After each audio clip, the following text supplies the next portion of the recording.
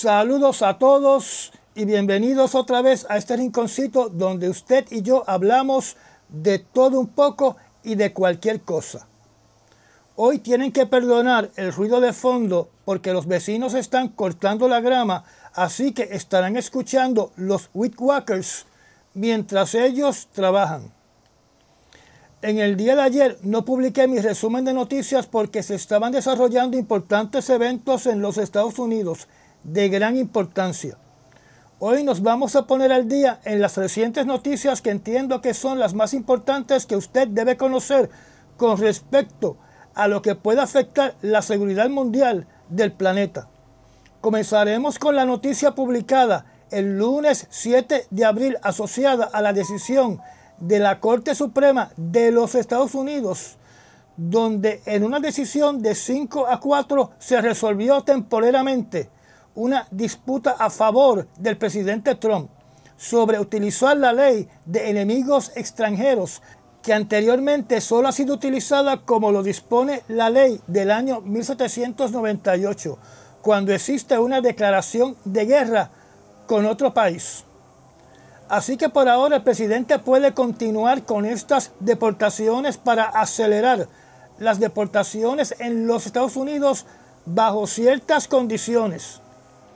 Un artículo de prensa social indica que proactivamente esas personas tendrían que ser presentadas ante un juez antes de ser deportadas y aparentemente no obliga a las personas que han sido deportadas que tengan que regresar para presentarse frente a un juez, y aparentemente reconoce que el presidente puede clasificar una ganga como un ejército foráneo para que se pueda aplicar esta ley. Yo supongo que los abogados de migración estarán analizando la decisión de la Corte Suprema para ofrecerle a la comunidad afectada una interpretación precisa de la decisión de la Corte Suprema. La palabra temporera significa que la administración de Donald Trump puede continuar deportando según lo estipula la decisión de la Corte Suprema, mientras continúan los litigios en cortes menores sobre si esta ley para tiempos de una guerra declarada aplica para migrantes. El presidente Trump inmediatamente escribió en las redes sociales una manipulación naturalmente a su favor de esta decisión, diciendo que la Corte Suprema ha mantenido el Estado de Derecho en nuestra relación al permitir que un presidente, quien quiera que sea, pueda asegurar nuestras fronteras y proteger a nuestras familias y a nuestro país. Las palabras del presidente Trump implican que él puede hacer cualquier cosa aunque la ley no le autorice sus acciones, con la excusa que es para la seguridad de las familias y para la seguridad del país. Pero aparentemente la decisión de la Corte Suprema es temporal, no fue final y absoluta. ¿Qué significa esto?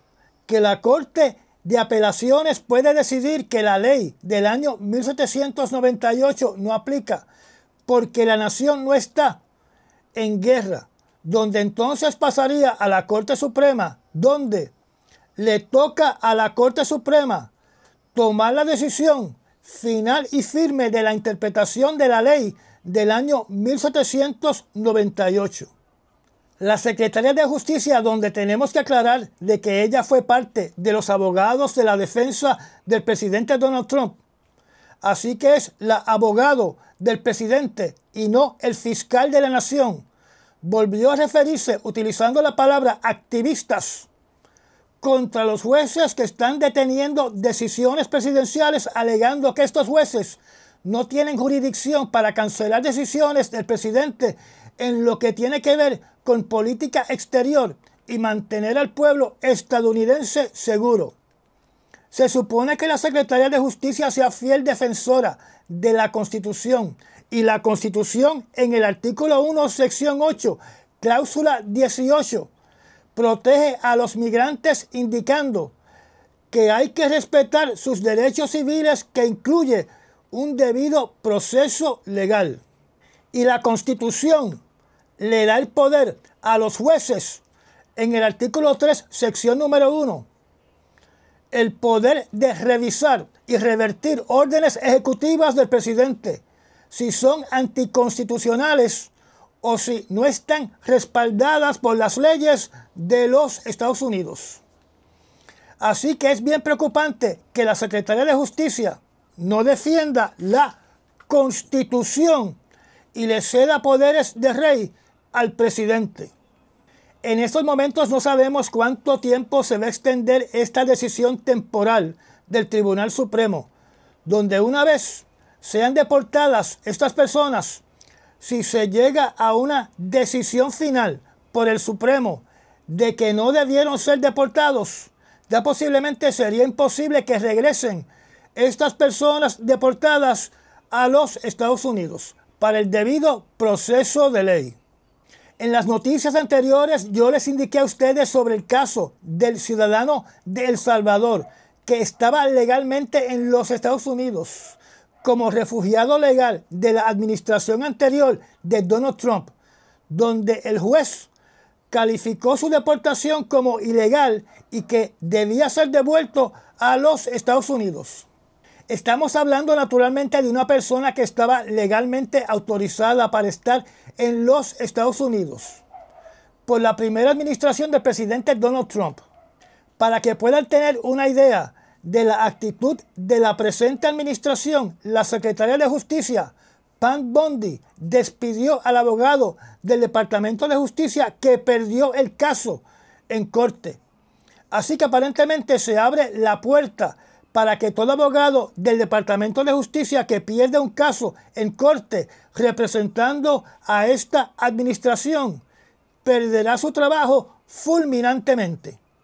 En este caso, la Corte Suprema le solicitó al juez que tenía que justificar su decisión y presentársela al Tribunal Supremo antes de las 5 de la tarde del día de hoy.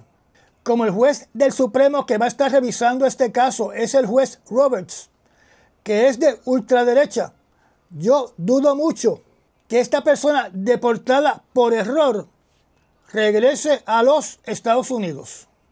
Me sorprende que hay migrantes legales de diferentes nacionalidades que no entienden absolutamente nada de las implicaciones envueltas que permiten que el presidente Donald Trump pueda aplicar la ley de extranjeros enemigos. Parece que están seguros o se creen que su ciudadanía los protege. Y eso no fue lo que pasó durante la Segunda Guerra Mundial, cuando se puso en práctica esta ley del año 1798 hasta el año 1951, donde ciudadanos extranjeros naturalizados, o sea que eran ya ciudadanos de los Estados Unidos, fueron detenidos y sus propiedades confiscadas, provenientes de países como Italia, Japón y Alemania. Estas detenciones incluyeron ciudadanos descendientes de esas nacionalidades. ¿Qué significa esto? Que si usted nació en los Estados Unidos, pero es descendiente de un japonés, usted podía ser detenido y enviado a un campo de concentración sin el derecho de defenderse en una corte. Y sus propiedades eran confiscadas. Ahora voy a hablar como los locos, de forma irracional, basado en lo que sucedió en la Segunda Guerra Mundial y en la decisión que acaba de tomar la Corte Suprema. Si yo fuera un extranjero viviendo legalmente en los Estados Unidos y conociendo que soy parte de la minoría no deseada por Casablanca, estaría contemplando vender mi hogar y vivir alquilado, transfiriendo todo mi capital fuera de los Estados Unidos para impedir que dichos activos sean confiscados por el gobierno de los Estados Unidos si por alguna razón Casablanca declara que hay una situación donde puede implementar la ley de extranjeros enemigos contra mi persona o mi familia. Recordemos que yo les indiqué a ustedes en estas breves noticias que en el estado de Oregón se estaba repartiendo una hoja suelta estimulando a los residentes a reportar dónde estos extranjeros tenían residencias para que el gobierno federal confiscara dichas residencias y las pusieran a la venta a un precio mucho menor de su valor en el mercado. Recuerden que en la Segunda Guerra Mundial estas confiscaciones no solo son sobre la propiedad, sino también sobre todo lo que está dentro de la propiedad y el dinero que está dentro de las cuentas de los afectados. Como decimos aquí en Puerto Rico, dejaron a muchos migrantes legales naturalizados en la prángana. Ahora pasemos a otra noticia que se desarrolló durante el lunes, que entiendo que es de extrema importancia.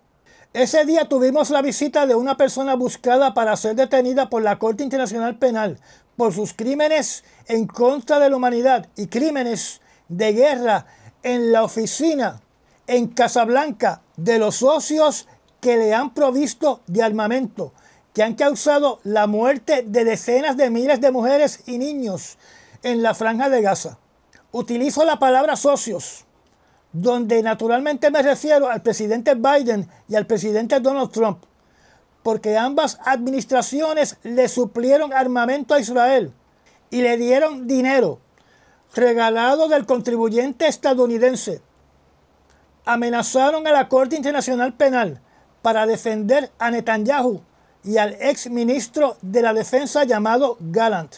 Y además tomaron acciones para perseguir a toda persona, particularmente estudiantes, bloqueando su libertad de expresión, para condenar lo mismo que condenan 153 países del mundo, que son las acciones en contra de los derechos humanos que está llevando a cabo Israel en la Franja de Gaza.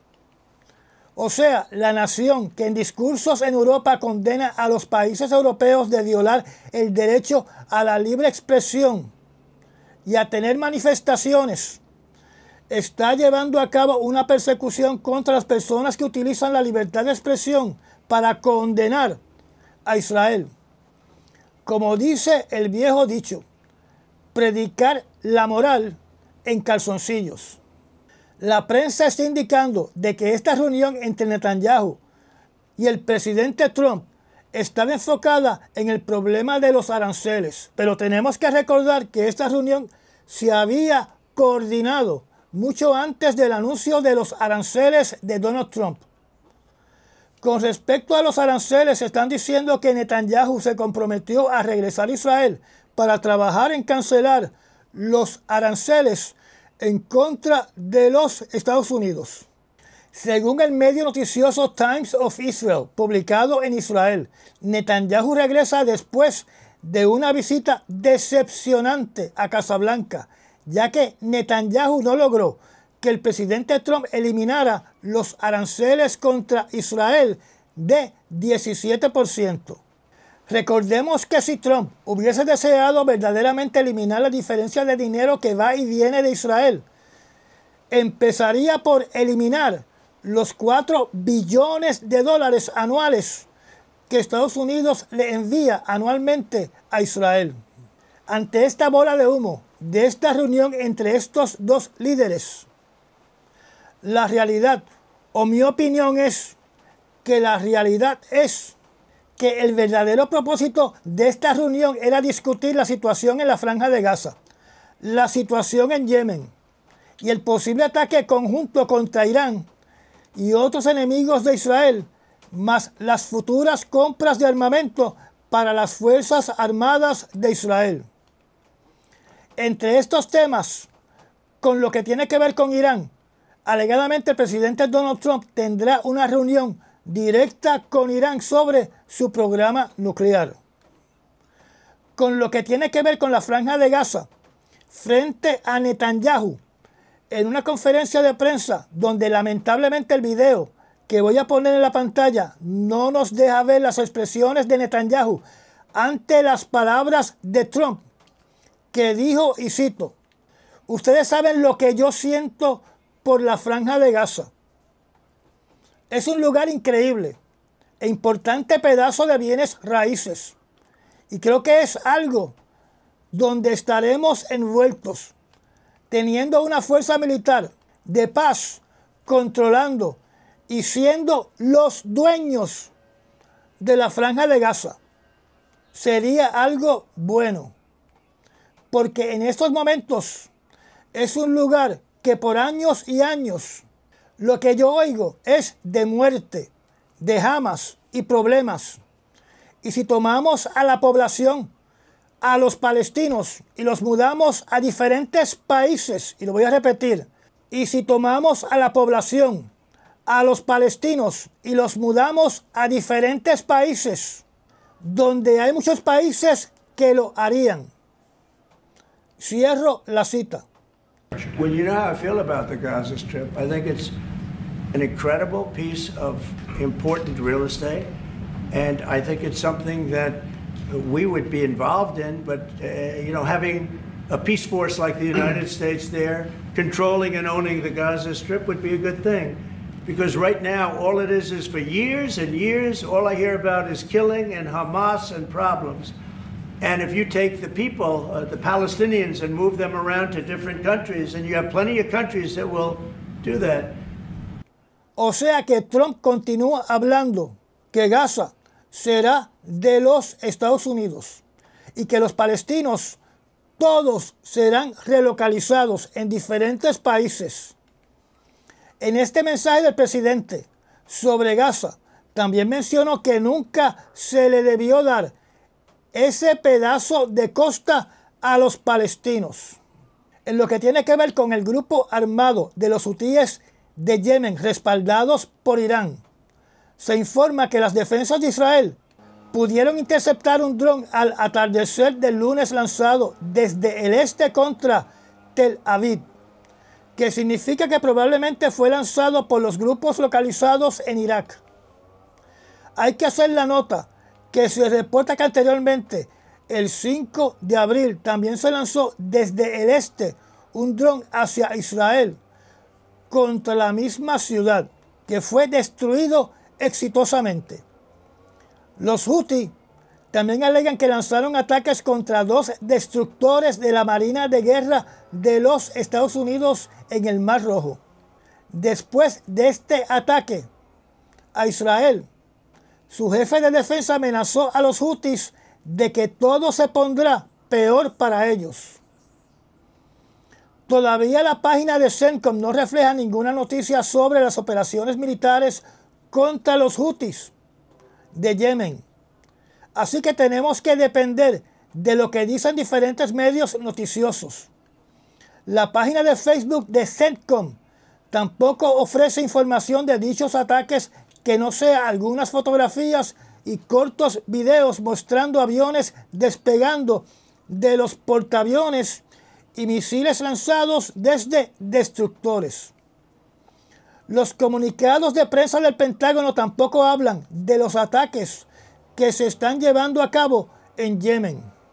No hay ninguna información de que barcos de guerra de los Estados Unidos hayan sido atacados por el grupo armado de los Houthi. Según el Jerusalem Post, Estados Unidos condujo un ataque donde le quitó la vida a un oficial de inteligencia de los Houthi llamado Abdul Nasser al-Kamali, donde indica que los Estados Unidos continúan sus ataques aéreos contra el puerto de Hodeida, la ciudad de Marib y la capital Sanaa de Yemen. La información de la muerte de este oficial de inteligencia provino alegadamente de los portavoces del grupo armado Houthi. Un artículo de prensa asociada indica que por lo menos 6 miembros del grupo armado Houthi falleció durante un ataque aéreo por las Fuerzas Armadas de los Estados Unidos, pero que un video posteado por el presidente Donald Trump refleja que las muertes fueron mucho mayores. Se alega que en la capital de Yemen se impactó una casa donde fallecieron 4 personas y 16 resultaron heridas. De este incidente se publicaron imágenes en noticieros televisivos del país de Yemen. También este artículo reporta que durante horas del domingo otro ataque por parte de los Estados Unidos le quitó la vida a 2 personas en la zona de Sadá. en un ataque contra un edificio de 2 pisos. Los Houthi describieron dicho edificio como una tienda de equipos de energía solar. El artículo, como les indiqué anteriormente, menciona de que CENTCOM no ha publicado absolutamente nada sobre las operaciones que se llevan a cabo en Yemen desde el 15 de marzo, pero que Casablanca alega que se han llevado a cabo 200 ataques contra el grupo armado Houthi en Yemen. El artículo hace una referencia vaga de un incidente, de un posible bombardeo en una reunión donde aparentemente estaban presentes combatientes celebrando una actividad religiosa en el último día del Ramadán, donde una fuente anónima alega que hubieron docenas de muertos y heridos. Un oficial en el exilio que alega que fue el ministro de Información de Yemen indicó que en este ataque fallecieron 70 combatientes y varios de sus líderes, y además expertos paramilitares de Irán, sin presentar evidencias. Sobre el incidente anterior del ataque que acabo de mencionar, donde se alegó que fallecieron 70 combatientes Houthi, se indica que el bombazo impactó el lugar donde más de 70 personas estaban celebrando el último día del Ramadán y que eran miembros de una tribu de Yemen, o sea, que no eran combatientes. Mientras que el presidente Donald Trump alega que eran miembros del grupo armado Houthi preparándose para un ataque. Esto me recuerda a lo que ocurría en Afganistán y en Irak, donde todo grupo que se reunía para una festividad era bombardeado porque se asumía que eran combatientes enemigos. En lo que tiene que ver con la Franja de Gaza, la matanza continúa. Durante el 7 de abril, otros 56 palestinos perdieron la vida en Gaza, incluyendo un periodista que fue quemado vivo cuando un armamento de Israel impactó la caseta donde se encontraba, incendiando el lugar, donde también perdió la vida otro palestino entre las llamas. Sobre los 15 médicos, trabajadores de la salud y de rescate encontrados en una fosa común, que se alega que perdieron la vida cuando soldados de Israel abrieron fuego contra sus ambulancias. Se está llevando a cabo una investigación porque aparentemente algunos de ellos fueron ejecutados de un disparo detrás de la cabeza. Estos son rumores en estos momentos y no son hechos. Las Fuerzas Armadas de Israel cambiaron su versión de los hechos diciendo ahora que estas personas viajaban en vehículos que no tenían ningún emblema, ninguna identificación, con las luces apagadas, y por ende los soldados de Israel dispararon contra los vehículos. Pero videos tomados de este convoy de ambulancias no respalda la versión de Israel. En Cisjordania se acusa a soldados israelíes de haberle quitado la vida a un joven de 14 años de edad, que era palestino, pero también tenía ciudadanía de los Estados Unidos. El nombre de este muchacho es Omar Mohamed Rabea, y 2 de sus compañeros que también tenían ciudadanía americana de 14 y 15 años de edad fueron heridos. Los soldados israelíes admitieron que le quitaron la vida a este jovencito, diciendo que lo asesinaron porque tiraba piedras. Y lo voy a repetir. Los soldados israelíes admitieron que le quitaron la vida a este jovencito, diciendo que lo asesinaron porque tiraba piedras. En otra noticia, el gobierno del Reino Unido se expresó indicando que están profundamente preocupados por el hecho que 2 personas de su delegación diplomática fueron expulsados del país inmediatamente al llegar al aeropuerto. Estas 2 personas, que tenían en su agenda visitar los centros de ayuda humanitaria para los palestinos en Cisjordania, fueron acusadas por el gobierno de Israel de estar llevando a cabo una misión para documentar las actividades de las Fuerzas Armadas de Israel y de apoyar boicots y sanciones contra Israel y contra oficiales de Israel. O sea que podemos interpretar que Israel no quiere observadores internacionales para que sean testigos de posibles atrocidades, posibles crímenes en contra de la humanidad y posibles crímenes de guerra que están cometiendo en la Franja de Gaza y en Cisjordania. Cambiando de panorama y viajando al país de Ucrania, los rusos realizaron otro ataque contra la ciudad natal del presidente Zelensky, llamada Kryvyi Rih, donde perdieron la vida 19 personas, de las cuales la mitad eran niños. Se reporta que la cantidad de niños que fallecieron suman a 9 y que algunos de ellos estaban jugando en un parque. En ese ataque hubieron 70 heridos. Inmediatamente un alto oficial de las Naciones Unidas de la Oficina de Derechos Humanos condenó este ataque de Rusia y lo calificó como un total desprecio temerario por la vida civil. Los rusos, como siempre, indicaron que el ataque se llevó a cabo contra un blanco legítimo militar, alegando que se estaba llevando a cabo una reunión entre instructores del occidente y oficiales del ejército de Ucrania. En cuanto a la paz en Ucrania, todo sigue igual. Hay que darle a Putin lo que Putin quiere y mucho más. En asuntos internos de la nación americana, la administración de Donald Trump acaba de cancelar muchas de las leyes y órdenes ejecutivas que protegen los bosques de los Estados Unidos para impulsar la industria de la madera.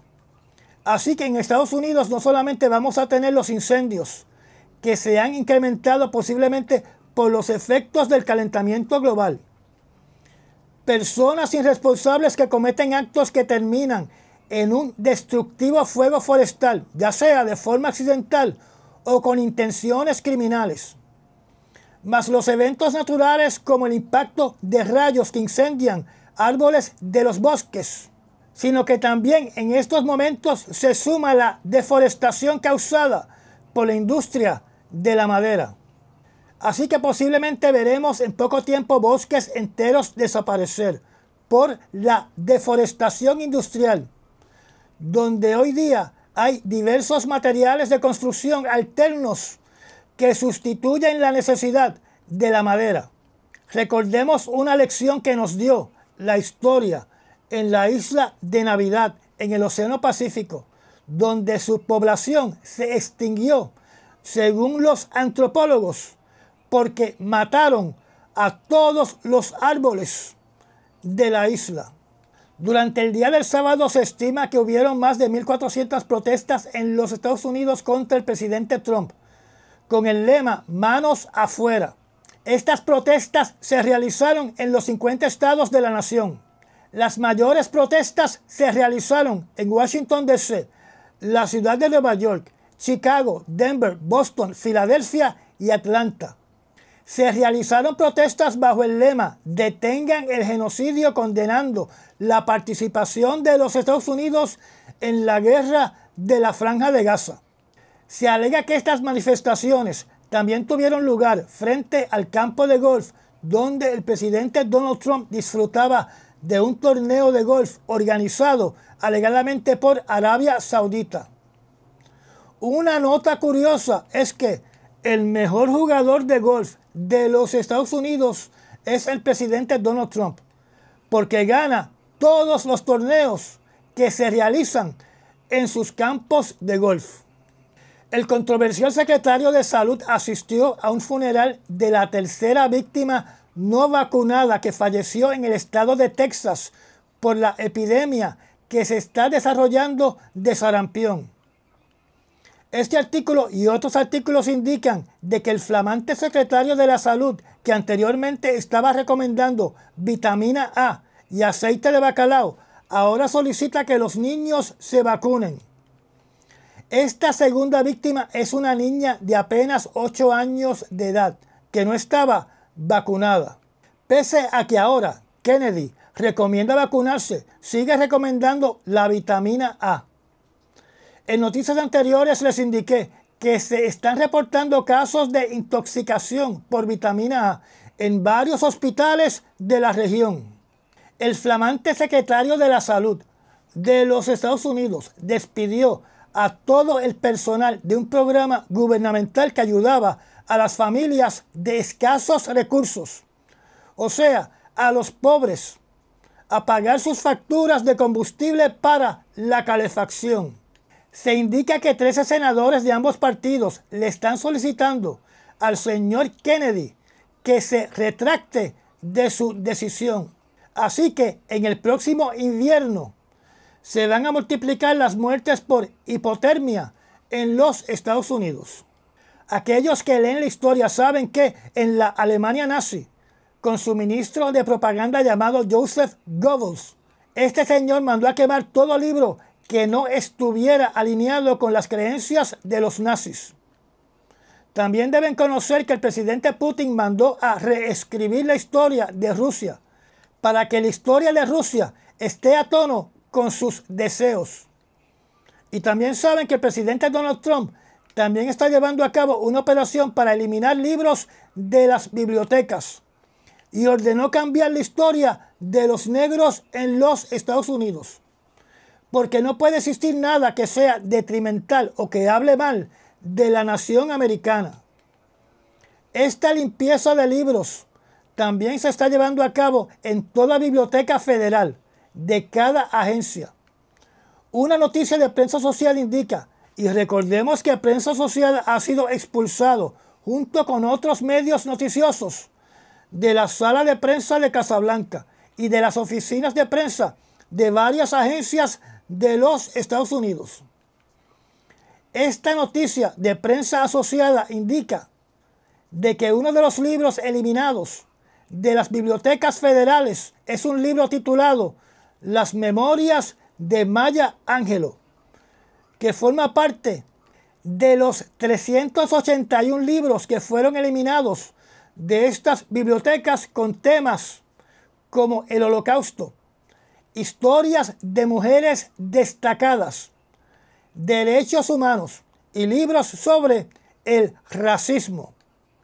Maya Angelou es una reconocida y premiada escritora estadounidense de la raza negra, escritora de libros de historia, poeta y activista de los derechos humanos.